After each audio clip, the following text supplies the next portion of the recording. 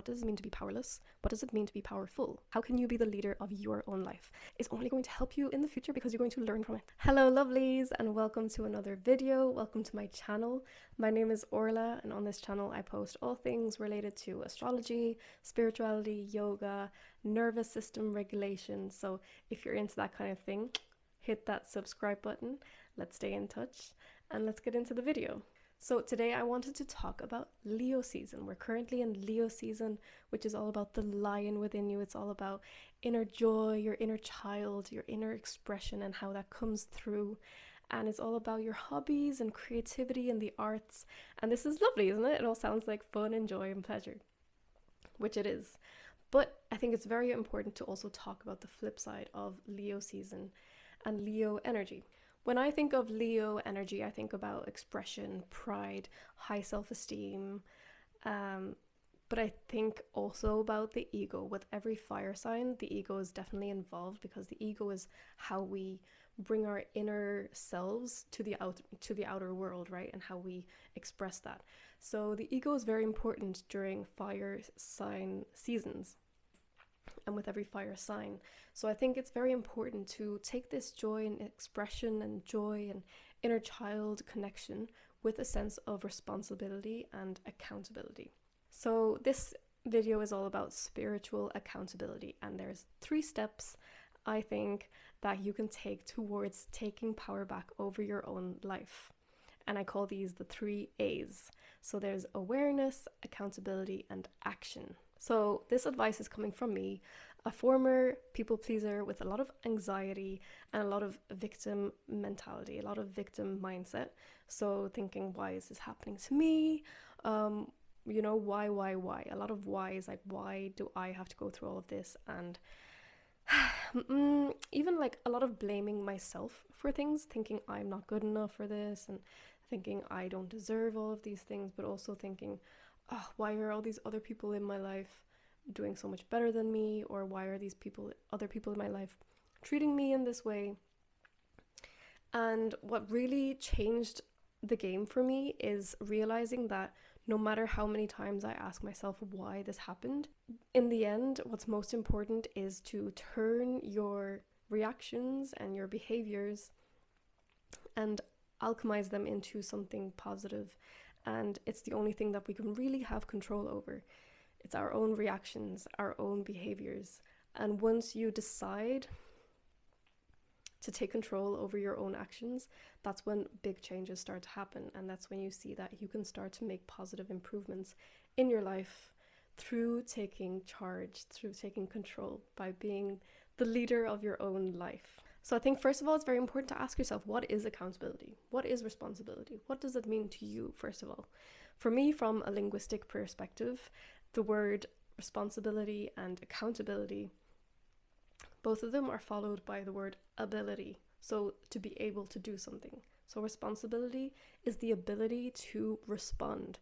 Accountability is the ability to take into account what is going on and how you can react to that, or how you can take control, how you can be in power of that thing, and how you can say, okay, I did that, that's my decisions, my choice, and I can choose to either change that or stay the same way. I definitely think that accountability and responsibility, it's a mindset, it's a frequency that you need to be on, and you can reach this through creating awareness of your own limiting beliefs, of your own negative thought patterns, of your behaviors that are not serving you. And I think it's really important to redefine what power means to you. What does it mean to be powerless? What does it mean to be powerful? And redefine what leadership means to you. Me growing up, I am a Leo, and whenever I told anyone that I'm a Leo, I was often met with, oh, really? Because I was a very shy person. And even though I was a shy person, even though I have been a bit of a people pleaser in the past, I have always tried to do things my way.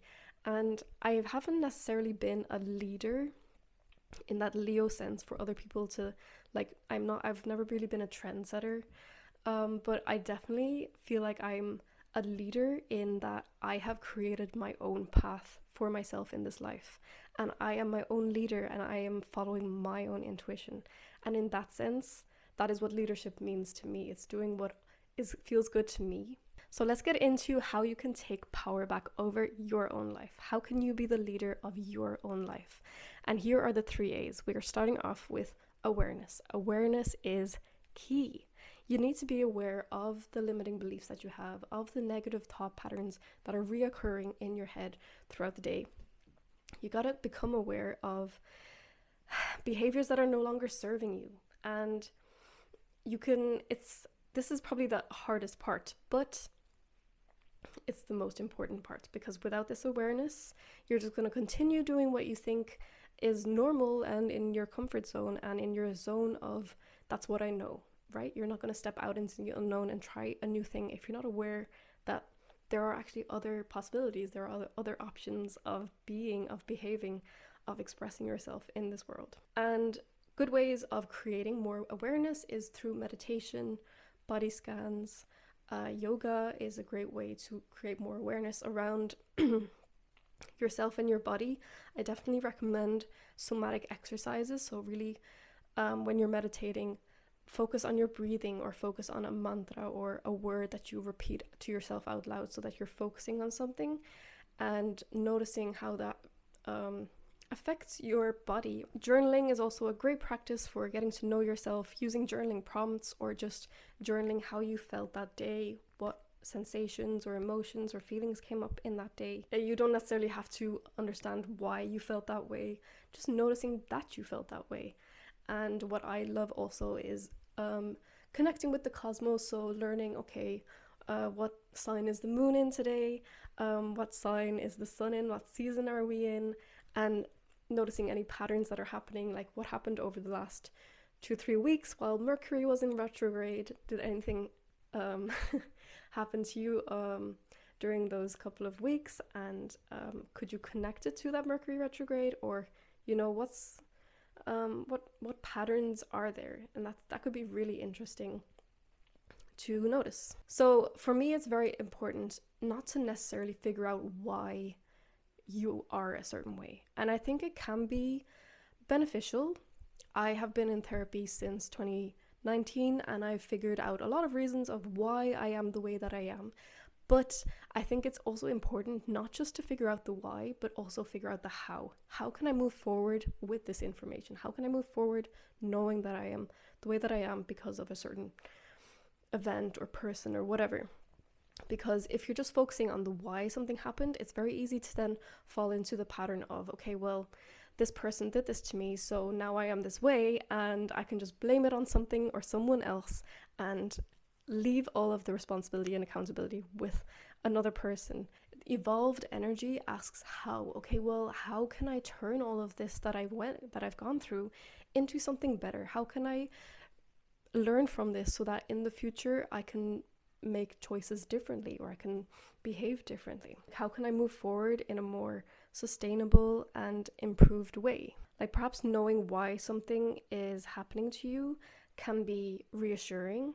It can help you understand yourself more, but don't let it be a reason to put the blame elsewhere. This is where the next part comes in. Accountability. Accountability is literally just knowing that I am the only one who can change this behavior. I am the only one who can change my reactions, and not putting this blame anywhere else, and not necessarily blaming yourself either. It's not about blame. It's about maturing, really. It's about honoring your inner child and being like, okay, that happened to me and I'm sorry, and I'm sorry you had to go through that, inner child, but right now I am going to take care of you. I'm going to take care of my inner child by making the mature decision to change it, knowing that I am the only one in charge of my life and only I can transform and alchemize these events or things that happen to me into goodness, into improvement, into contentedness. And I definitely think that people will try to change you, but I think it's also people will try to change you because it serves their own ego. They will be like, oh, I helped them become a better person and that makes me such a good person. And that's not a bad thing either, It's like people are always trying to help other people, but I think it's very important to realize that no matter how much someone else will try to change you, you can only really change if you want it yourself and if you know that it's going to benefit yourself and not just someone else because of their own ego.